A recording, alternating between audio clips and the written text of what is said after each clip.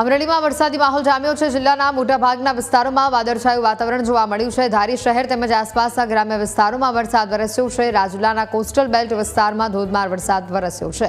ધારી, જર, મુરજર, છતડિયા, ખીચા, સરસિયા સહિતના ગામોમાં મુશળધાર વરસાદ વરસ્યો છે। ડુંગર, માંડલ, ડોડિયા, બાલાપર સહિતના વિસ્તારોમાં ભારે વરસાદ જોવા મળ્યો છે। ભારે પવન સાથે વરસાદ વરસી રહ્યો છે।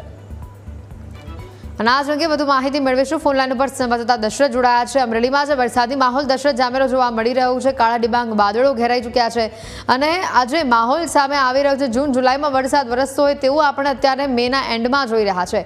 ખેડૂતો શું કહી રહ્યા છે, સ્થાનિકો શું કહી રહ્યા છે?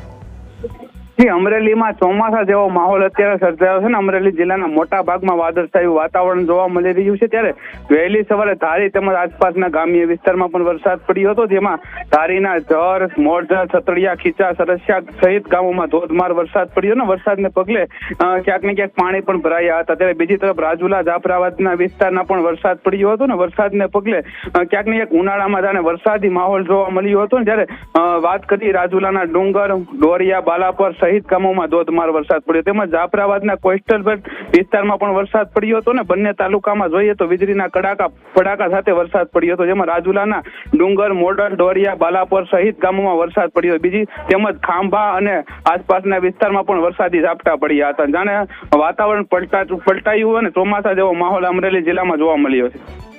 બિલકુલ દશરથ, આભાર સમગ્ર માહિતી બદલ।